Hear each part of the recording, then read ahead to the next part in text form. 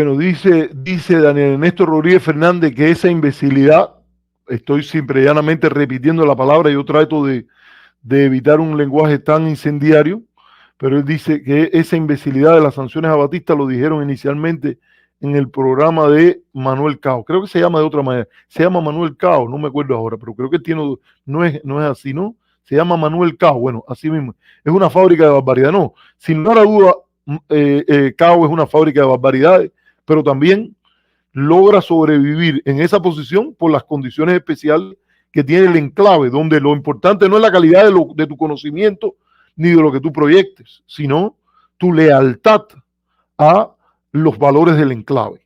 Y la idea es, siempre y cuando tú seas un anticastrista fervoroso y te guste montarte en el camión del macartismo, todo lo demás para ti son flores y cariño.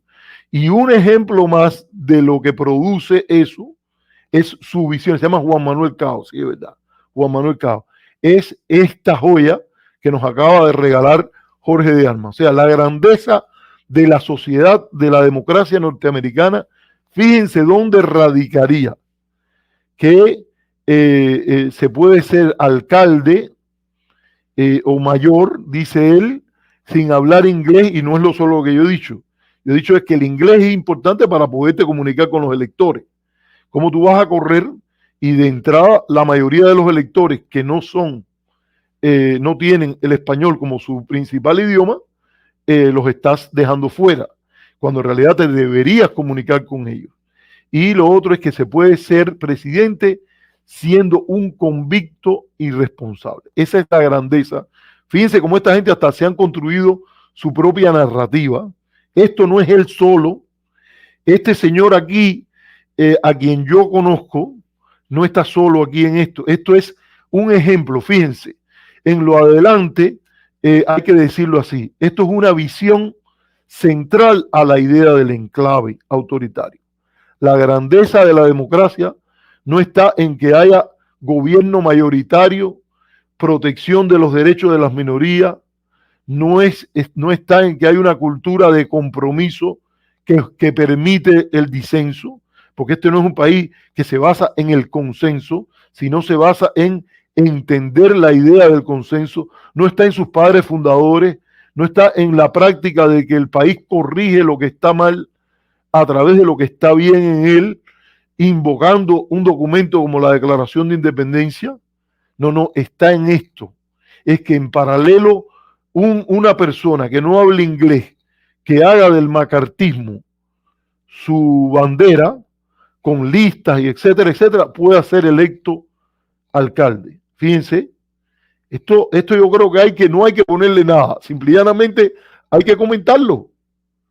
Fíjate, para que si quiere que venga y lo comente, tanto material nos ha dado hoy y estamos tan contentos con eso que le vamos a dar hasta la posibilidad de que suba. Vaya, yo le voy a poner el enlace para por si quiere subir y que defienda este planteamiento que le ha quedado tan bien. Vaya, que la grandeza de nuestra democracia está ahí. Yo no le voy a dejar ahora que suba más nadie, pero si él viene, yo le voy a dar la oportunidad de que entre y que explique esta frase en un tiempo prudencial. Ya mira, te lo puse ahí, puedes subir, tienes el StreamYard por si te gustaría venir.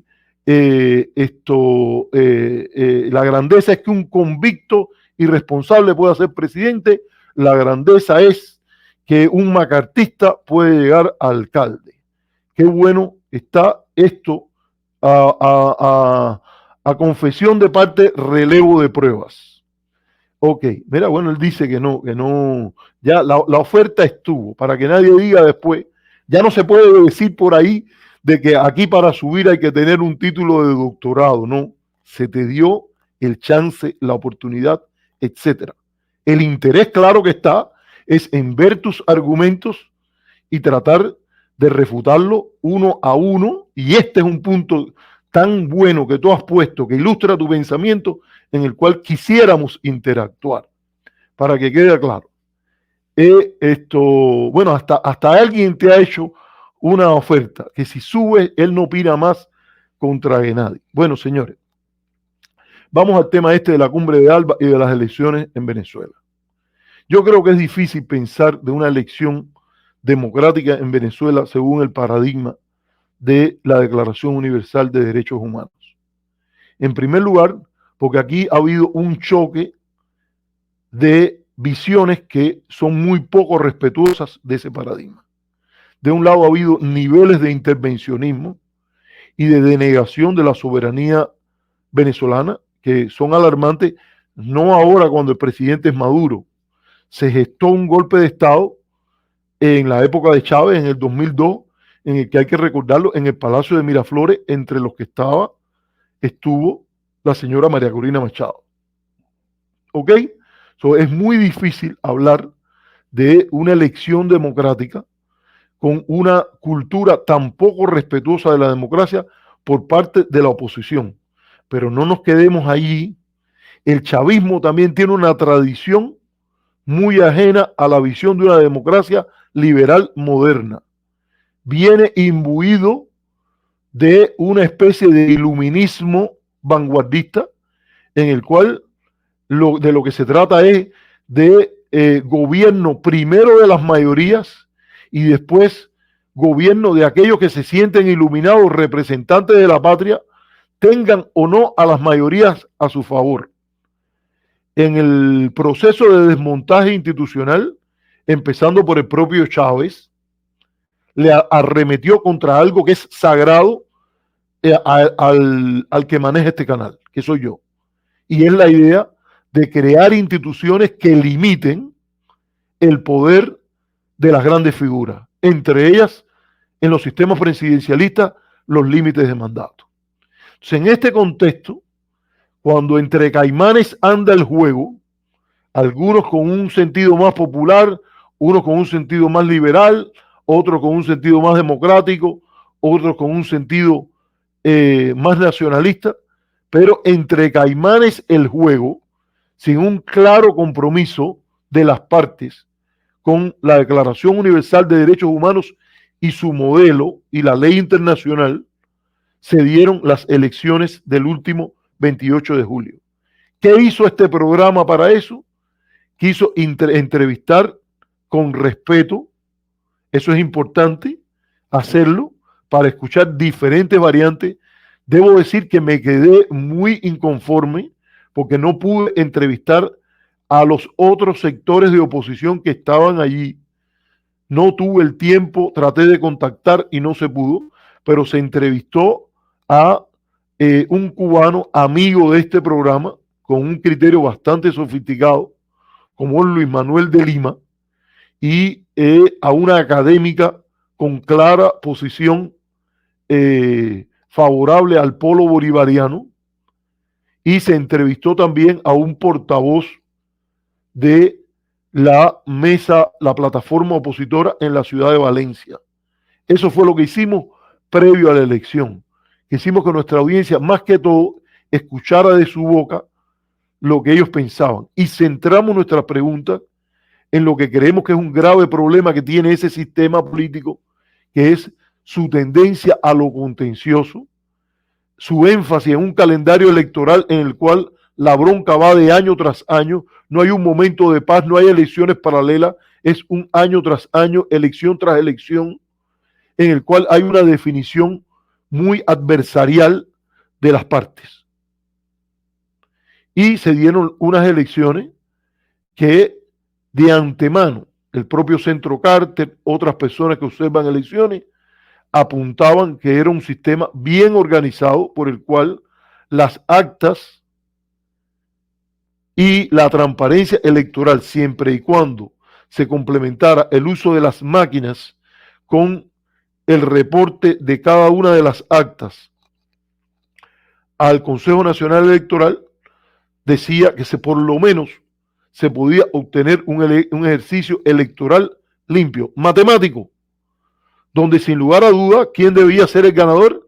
El que obtuviera más votos según las actas que hay allí. Esto ha creado una envoltura enorme y dice el gobierno que hubo un ataque cibernético al funcionamiento del Consejo Nacional Electoral y que eso motivó un apresuramiento de las autoridades a declarar ganador al presidente Nicolás Maduro con una votación de 40 y tantos % para la plataforma opositora. Del otro lado, la plataforma opositora tenía veedores en la mayoría de las mesas electorales y ha dicho que ha subido las actas que estaban en su poder y que por el cómputo pone a el señor Maduro en un voto un poco más arriba, al norte del 30%, y al señor Edmundo González en cerca de más de un 60 y tanto %. ¿Quién es el que tiene razón en todas estas cosas? Bueno, yo creo que lo que habría que empezar es por descomponer la idea de que este ejercicio es un ejercicio hecho en condiciones democráticas, limpias, transparentes, sin intervención. Eso es lo primero que hay que decir. Elecciones con intervención no son democráticas. Elecciones no transparentes no son democráticas. Y aquí hay, no hay, no hay ningún inocente y no hay tampoco una fuerza política que usted puede decir me identifico o se identifica a ella con los valores, principios, fundamentos de la idea de una democracia liberal en torno a el modelo de la Declaración Universal de Derechos Humanos. Usted no puede coger y arrestar a alguien y tenerlo no sé cuántos días detenido y que en función de defender la revolución bolivariana, usted informa dónde está 7, 8 días después.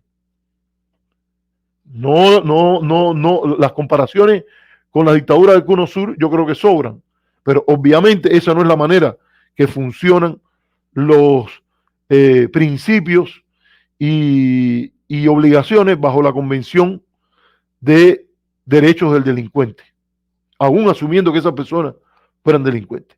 Del otro lado, usted no coge a una persona que apoya al gobierno en medio de la calle, lo saca del carro y le prende candela al auto. Eso no es protesta pacífica. O como pasó con las guarimbas, que le prendieron candela sin la condena explícita y categórica de los líderes opositores, no de los líderes opositores en general, de los líderes opositores que hoy se alzan y dicen que hay que hubo una elección y que ellos simplemente hay que ponerlo en Miraflores. No hubo el nivel de condena que se demanda. Ahí en ese caso es simple. Un grupo de gente que son partidarios míos le prenden candela a un carro o le prenden candela a una persona, ¿qué es lo que yo tengo que pedir? Que le apliquen la justicia tan fuerte como sea. Hay que disuadir a los partidarios de gobierno, a los partidarios de que sea, que a nadie le prendan candela, para que esté claro. Y si usted es un partidario del gobierno y usted sabe que han detenido a un líder opositor y después de 7 días su familia no sabe dónde está, cuál es su función política, cuál es su ubicación bajo el principio de defender la Declaración Universal de Derechos Humanos, usted debe exigir que ese gobierno informe, reporte y diga dónde está esa persona y que se cumpla con la idea del habeas corpus. ¿Ok?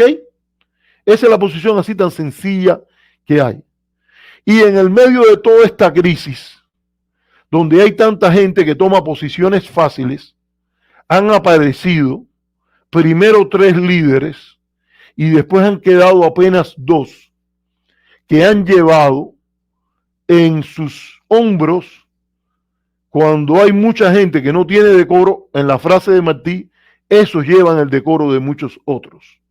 Y aquí debo decir que me parece que ha faltado el debido apoyo, consideración y respeto a las propuestas que primero empezaron a hacer Andrés Manuel López Obrador, Gustavo Petro y Luis Ignacio Lula da Silva, que empezaron a hablar de buscar una salida negociada, de sentarse a conversar, de incluso pensar en la repetición del ejercicio electoral ahora bajo nuevas condiciones.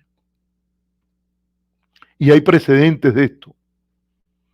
En 1994 hubo una situación denunciada internacionalmente por fraude electoral de grandes discrepancias en contra del candidato del Partido Revolucionario Dominicano, José Peña Gómez, o Juan Francisco, pues, Francisco Peña Gómez, y la comunidad internacional, entre ellos los propios Estados Unidos, gestionaron lo que se llamó el Pacto por la Democracia, en el cual se incluyó un tercer partido, se creó una idea de una segunda vuelta electoral para aquellos candidatos que no llegaran al 50%, pero que tuvieran al frente. Se redujo el periodo electoral del presidente Balaguer en ese momento, a quien era acusado de la comisión de fraude, y se gestaron cambios y reformas consensuadas, institucionales en el país, para que la República Dominicana pudiera llegar a un ciclo electoral nuevo en un tiempo relativamente corto. Originalmente se pensó en 1 año y medio, pero creo que se rebasó de los 2 años y se encaminó ese país. Yo creo que el mundo, la región, Venezuela, los diferentes países latinoamericanos ganan cuando un presidente de la autoridad de Luis Ignacio Lula da Silva, con un país como Brasil detrás, una potencia regional, al cual no se le han opuesto ni Rusia ni China, del lado de los que apoyan al señor Nicolás Maduro, ni del otro lado la Unión Europea ni Estados Unidos, y cuando muchas figuras políticas importantes de la región han mirado lo que estos han tratado de hacer para encaminar la crisis y tratar de encontrar una salida negociada. Porque de un lado, incluso si usted tomara los números de sus adversarios, si Maduro tiene los 30 y tantos % de que dice la oposición y ha marcado con el chavismo toda una era, ese país es virtualmente ingobernable sin un tipo de aquiescencia y movimiento de ese sector, por lo menos de una parte de ese sector que con razón denuncia los niveles de intervencionismo y los dobles estándares que se han usado para condenarlos a ellos en sus conductas antidemocráticas que la han tenido y no las de la derecha. Y por la otra parte, si el chavismo tiene razón y el número que ellos dan es correcto, de que la plataforma opositora estuvo al norte de los 40%, un país se puede tornar fácilmente ingobernable, difícil, y puede convertirse en una fuente importante de desestabilización regional si uno cuenta que además de ese 40% que votó en el país, hay 7 millones de venezolanos que han sido parte de un éxodo masivo de los últimos años, escapando del peso de las sanciones, pero también del mal gobierno que ha habido allí.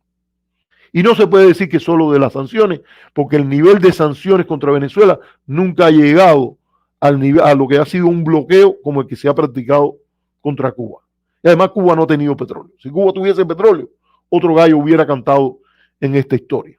Sobre todo con una guerra donde es lógico que para la mayor parte de los países que incluso coquetean con el apoyo a la oposición, saben que en el contexto energético el mayor problema es Putin en Ucrania y los precios del petróleo, y aguantar a Europa de ese lado y no lo que pase en el contexto de un país que al lado de la fuerza y el poder que tiene Rusia es de segundo nivel en la geopolítica mundial. ¿Sí? Qué bendición sería, qué responsable sería que se tratara la gestión del presidente Lula, apoyada por el presidente Petro, y en algún momento con algún tipo de simpatía por el presidente Andrés Manuel López Obrador, con el mayor respeto. Por ahí, si hay alguna solución justa, apropiada dentro del derecho internacional, es esa. Y sin embargo, de un lado, básicamente lo que se le ha dejado es que se mueva a ver qué se logra, sin mucho apoyo, porque hasta incluso han habido reconocimientos a la supuesta victoria o la alegada victoria del candidato opositor Edmundo González, y del otro, ayer vimos el lamentable espectáculo que se dio en la intervención más larga de la cumbre del ALBA. ¿A quién me estoy refiriendo? Quiero decir que la de Díaz-Canel fue relativamente moderada, aunque le puso todo el apoyo del lado allí. No hubo ni siquiera una mención a la gestión de Lula y Petro. Eso a mí me parece irresponsable. Pero más irresponsable es tolerar que el tono, la nota mayor de la cumbre la dio el que sí es, sin lugar a dudas, un dictador en Nicaragua, el excomandante sandinista Daniel Ortega Saavedra, y que le emprendió a llamarle arrastrado a Lula, arrastrado a Petro, y que yo creo que es muy lamentable que la posición cubana aparezca, la posición de varios países caribeños, la posición incluso boliviana, aparezcan del lado de ese tipo de insultos, falta de civilidad que caracterizó una intervención larga de Daniel Ortega, que generó la respuesta de Petro cuando él dijo: al menos yo no he reprimido a mi pueblo y tampoco he reprimido a mis antiguos compañeros, porque por meter preso en Nicaragua, Daniel Ortega ha metido preso hasta a su hermano, el que fuese jefe del Ejército Popular Sandinista, Humberto Ortega. Por romper todos los dobles estándares, Daniel Ortega ha impedido que el yerno de la presidenta Violeta Barrios corriera para presidenta, diciendo que era un familiar directo, y ahora tiene como vicepresidenta del país a su esposa Rosario Murillo, que me consta que era una perseguidora de el gran poeta sandinista Ernesto Cardenal. Entonces, me disculparán, pero en este caso yo creo que es importante referirse a estas cosas. Dice Santiago, sigue siendo Santiago, que me ha hecho 2 donaciones. Dice: no, profe, no, discrepo, aunque son, no sé qué es lo otro que quería poner ahí. Hay varios comentarios, pero en este caso yo creo que esto era importante de tratar. Y a mí me parece que ha salido mal. Y hay que hablar de que es una bajeza que en medio de esto, y nunca se preocupó por los supuestos escándalos de corrupción en Brasil, Daniel Ortega venga a que se baje a hablar del lavallato y de que Lula es un corrupto por eso, cuando eso ha sido una campaña de la mayor escala contra las posiciones de Lula y sus posibilidades de volver a salir presidente con posiciones de izquierda democrática. Así que esa es mi valoración de lo que fue la cumbre del ALBA. Bueno, señores, voy a poner la última. Ya vengo ya para el final. Con la última pausa voy a poner un último break. Voy a mirar sus comentarios y ya regreso con la discusión sobre la campaña electoral norteamericana.